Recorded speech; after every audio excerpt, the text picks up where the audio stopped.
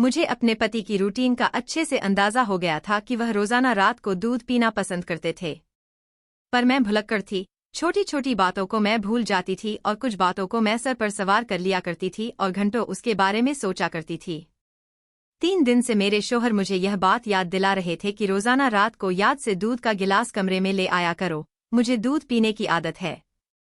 अब फिर मैं उनके इस बात को भूल गई थी और जब वे कमरे में आकर मेरे पास खड़े हुए तो उन्होंने मुझसे गुस्से में यह बात पूछी कि मैं एकदम हड़बड़ा गई और फौरन अपनी जगह से उठी। जब किचन में आई तो मेरी सास अपने कमरे में जा चुकी थी। जब मैं दूध गर्म करके वापस आ रही थी तो यह देखकर सहम गई, क्योंकि मेरी सास ससुर के कमरे से अजीबोगरीब आवाजें आ रही थीं। मेरी सास बार बार एक ही बात कहे जा रही थी कि अब बस भी करो, मैं थक गई हूँ, अब मुझ में हिम्मत नहीं है, तुम तो बहुत ताकतवर हो मगर मैं कमजोर हूँ। तब मेरे ससुर की गुस्से भरी आवाज सुनाई दी कि इसमें थकने वाली कौन सी बात है, अभी से तुम थक गई हो, चलो जल्दी से फिर से शुरू हो जाओ, इधर आ जाओ मेरे पास। यह सब सुनकर मैं हक्का बक्का होकर अपने कमरे में आ गई और जब मैं सोने के लिए लेटी तो मेरे जहान में यही बात गूंज रही थी कि मेरे ससुर को देखने में हड्डी का ढांचा जैसे है, मगर मैं नहीं जानती थी कि वह इस कदर ताकतवर थे कि इस उम्र में भी उन्होंने मेरी सास की चीख निकलवा दी थी। मैं भी ऐसा ही पति चाहती थी मगर मेरा पति तो बहुत जल्दी थक जाता था। मैं इसी बारे में सोचते सोचते सो गई थी। सुबह जब मेरी आंख खुली तो मेरी सास रोज की तरह घर के कामकाज कर रही थी और उनका मिजाज बिल्कुल सिंपल था, लग नहीं रहा था कि वह पूरी रात यह सब कर रही थीं। दिन को जब मेरे ससुर भी घर में आ गए तो फौरन ही उन्होंने मेरी सास को भी कमरे में बुला लिया था। मैं खाना बना चुकी थी। मैं अपनी सास को खाने के लिए बुलाने के लिए उनके कमरे के पास गई तो जैसे ही मैं दरवाजे के पास पहुंची, यह देखकर मैं हक्का बक्का रह गई। रात वाला मंजर फिर से, मेरी सास उसी बात की तकरार कर रही थी कि मैं थक गई हूँ, बस करो और रहम करो मुझ पर, इस उम्र में मुझ में हिम्मत नहीं है, यह सब कुछ मैं सहा नहीं कर सकती। और मैं हैरान परेशान से वापस आ गई। और किचन में वापस आने के बाद मैं यही सोच रही थी कि आखिर मेरे ससुर ऐसा क्या खाते हैं जो इस कदर ताकतवर थे। आधे घंटे के बाद मैं दोबारा से उनके कमरे में गई और दोबारा से यही आवाजें गूंज रही थी। अब तो मेरे छूट गए थे और मैं यह सोचने पर मजबूर हो गई थी कि ना जाने ऐसी कौन सी चीज वह इस्तेमाल करते हैं जिसकी वजह से वह इतनी देर तक एक ही काम किए जा रहे हैं और उन्हें थकने का एहसास भी नहीं हो रहा है। अब मैं दिल ही दिल में यह जानना चाहती थी कि मेरी सास उन्हें क्या देती है। 15 मिनट के बाद मेरी सास खुद ही कमरे से बाहर आ गई थी। कमरे से बाहर आने के बाद उनके चेहरे नॉर्मल थे मगर उन्होंने दोनों हाथ अपने कमर पर रखे हुए थे और हपते हुए कह रही थीं कि ये कमर का दर्द ना जाने कब मेरी जान छोड़ेगा। उनकी यह बात सुनकर मैंने बड़ी मुश्किल से अपनी मुस्कुराहट रोकी थी। मैं उन्हें कुछ कहते कहते रुक गई थी। अब मैं यह जानना चाहती थी कि मेरी सास उन्हें क्या करवाती है जो उनकी हालत इस हद तक बढ़ गई है, मगर उन पर नजर रखने के बावजूद भी मैं उस चीज तक नहीं पहुंच सकी थी, क्योंकि मेरा सारा ध्यान हर वक्त उनकी तरफ ही होता था। मेरे पति अपने बाप से बहुत अलग थे, बहुत जल्दी थक जाते थे और सोने के लिए लेट जाते थे और अक्सर मैं आधी रात तक जागती रहती थी और अपने पति के प्यार के लिए तरसती रहती थी। तभी मेरा ध्यान अपने सास ससुर के कमरे की तरफ चला जाता था कि वह भी तो थे जो इस बुढ़ापे में भी जिंदगी को किस तरह से लुत्फ उठा रहे थे।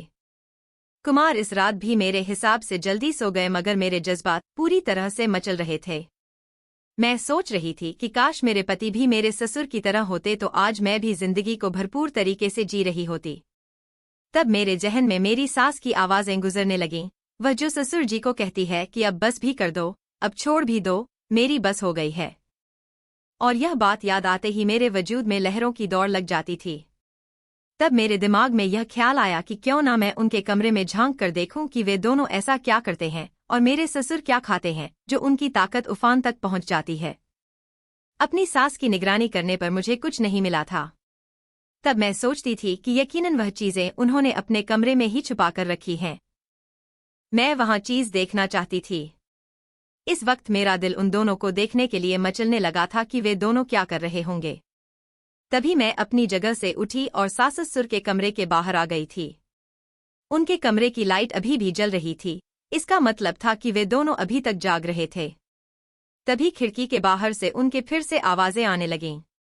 मेरी सास लगातार मेरे ससुर को कह रही थी कि तुम इस उम्र में भी मुझे नहीं छोड़ रहे, जानते हो कि अब मुझ में इतना दम नहीं रहा।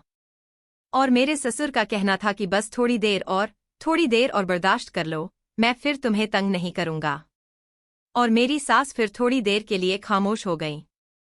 मैंने खिड़की से झांक कर अंदर देखने की कोशिश की, मगर खिड़की के आगे उनके पर्दे थे। सिर्फ आवाज बाहर आ रही थी, बाहर से कुछ भी दिखाई नहीं दे रहा था। यह देखकर मेरा दिल मायूस हो गया था और मैं बुझे दिल से अपने कमरे से बाहर आ गई। जैसे ही मैं अपने बिस्तर पर आकर लेटी तो मेरे पति अजीब से अंदाज में बोले कि तुम इस वक्त कहाँ से आ रही हो। उनका अंदाजा मुझे हैरान कर रहा था। मैंने एकदम उन्हें पलट कर देखा। कुमार अपनी जगह से उठकर बैठ गए और मुझे अजीब सी नजरों से देखते हुए बोले कि तुम समझ क्या रही थी कि मैं सो रहा हूं, तो तुम कुछ भी कर लोगी तो मुझे पता नहीं चलेगा। उनका अंदाजा मुझे हैरान परेशान कर रहा था। सच सच बताओ, कहाँ पर गई थी तुम? मैं इस सब में गड़बड़ा कर रह गई और कहने लगी कि मेरी तबीयत खराब थी, मेरा दिमाग फट रहा था, इसलिए मैं बाहर सहन में गई थी। और इसमें क्या बुराई है? मैं कांपते लफ्जों में बोली। तो एक पल को कुमार चुप हो गए और फिर थोड़े नरम से बोले कि तुम्हें किसने कहा कि आधी रात को कमरे से बाहर निकलकर सहन में जाने को? अगर आगे तबीयत खराब हो तो मुझे जगह दिया करना और अकेली कमरे से बाहर जाने की जरूरत नहीं। इतना कहकर वह फिर से नींद की वादियों में खो गए थे, यह जाने बिना कि मेरे दिल में क्या तूफान मचल रहा था। मैं उनके साथ के लिए तरस रही थी, मगर खुद से उनके पास जाने की हिम्मत नहीं थी। और ना जाने कब मैं नींद के आगोश में चली गई। मैं अब दिन रात उनकी यही आवाजें सुनती थी जो मेरे अंदर आग पैदा करती थी, और मैं सोचती थी कि आखिर देखूं तो सही कि वह सब क्या कर रहे हैं। एक दिन मेरे पति ने बताया कि वे 2 दिन के लिए शहर से बाहर जा रहे हैं और अब वह घर वापस 2 दिन के बाद ही आएंगे। जब उन्होंने मुझे यह बात बताई तो मेरे दिमाग में एक अच्छा सा ख्याल आया और मैं सोचने लगी कि क्यों ना मैं इस ख्याल पर अमल करूं, तो मैं इस बारे में जान सकती हूं कि उन दोनों के कमरे में आखिर क्या होता है। मेरी सास ससुर शाम को खाना खाने के बाद लॉन में टहला करते थे और साथ में एक दूसरे से बातें भी करते रहते थे। मैं उन दोनों को देखकर हैरान रहती कि इस उम्र में भी इतना समय साथ गुजारने के बाद भी उन दोनों में खूब दोस्ती थी और छोटी छोटी बातें वह एक दूसरे से करते रहते थे। तभी मैं सोचने लगी कि मेरी जिंदगी उन दोनों से काफी अलग है। यह लोग इस उम्र में पहुंच जाने के बावजूद भी एक दूसरे के बिना रह नहीं सकते।